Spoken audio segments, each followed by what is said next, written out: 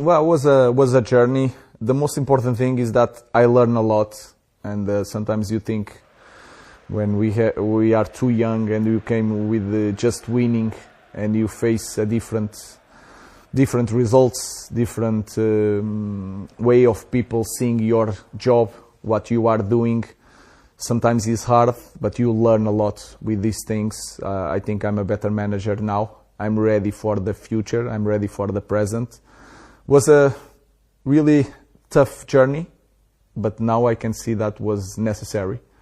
And I think we are in the better place because of that. Why do you think in recent weeks, as we sit here, that things have turned? Maybe earlier in the season, people screaming at you about your formation, about your philosophy, about this, about that, about the clothes you're wearing, everything. But now it feels like the heat has gone out of it. Does that feel like the same to you? No, it's the same, different results. Of course, we are playing better, but we are playing better because we have more confidence, and that starts with the good results. For example, against Liverpool, and if you look at the game, we had some luck, and that changed the momentum for us. I think we did a very good pre-season. We started the season really well against Arsenal, and then we had our ups and downs until this point, and that I was expecting. So it's nothing new. It's not a surprise for me that we are improving. We are getting better, but I can share my feeling when we finished the game against Tottenham. I was coming here, returning to Carrington. I was watching the game, and my feeling was a frustration that we are far from perfection. We are far from being that team that can win every game. So I think we have a lot to do, but I also have the feeling that what I have been saying for many months is that the formation is not the problem, because the formation is the start of something, and then is the dynamic, the confidence, the way we play the game, how competitive we are.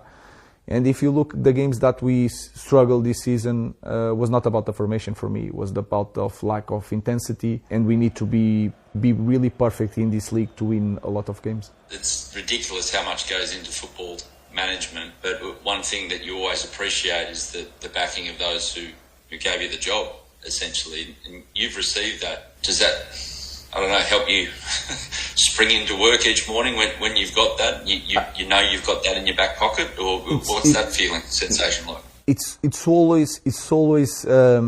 always really important, but it's more important for the fans to understand that we have a clear path and we are going to do everything, and we are going, no matter what, we are going to continue that path. Because for me, I have to be really honest, it doesn't change much, because I'm not worried if I'm going to lose my job. I always had that feeling, so it's a good thing to hear, but will not change nothing in the way I behave, the options that I will have. I know clearly what path I have to go. But if you remember when Jim gave that interview, that settled down a lot around the club. The noise around the club changed completely. So that was really important for that team. And if it's really important for the team, it's really important for me.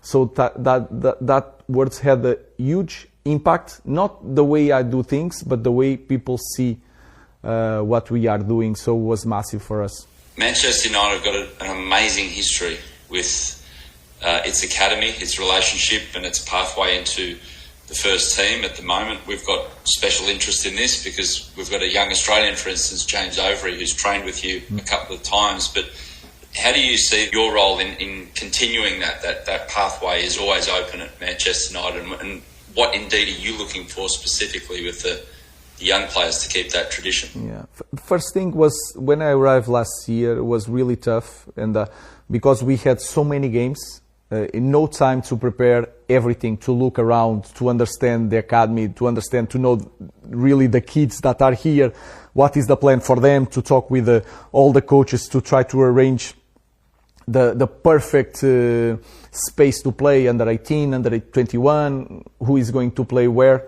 So we are doing that now. I'm enjoying that part. I really enjoy that part. I think it's going to be like any club in the world, but especially here in England with the fair play, with the players that you can put in the first team to fill the badge, but also the players that maybe are not good enough to play for Manchester United, but can give us some money when you sell them to try to compensate the fair play, the financial fair play, to buy different players. So I think the future of our club is going to be the academy, because, like you said, if you look at the past, the biggest years with the more success was with academy players. And now, in the current moment, we have also that part of, if you sell a player of our academy, all the money you can use it to buy another one. So I think we need to be really focused on that.